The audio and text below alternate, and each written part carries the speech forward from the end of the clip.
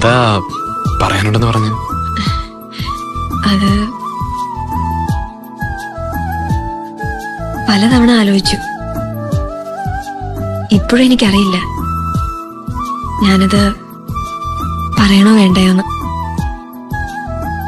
പറഞ്ഞില്ലെങ്കിൽ ഒരു പക്ഷേ എന്റെ മനസ്സ് ഒരിക്കലും അറിയാതെ പോവും. ചിലപ്പോഴെങ്കിലും ആ ശല്യപ്പെടുത്തലുകള് ഞാൻ എൻജോയ് ചെയ്തിട്ടുണ്ട്. ശല്യപ്പെടുത്തുമ്പോഴും കുസൃതി കാട്ടുമ്പോഴും തോറ്റു തരാതെ മനഃപൂർവ്വം പിടിച്ചു നിന്നിരുന്നതാ ഞാൻ. വെറുതെ അതെന്റെ ഒരു ത്രില്ല്.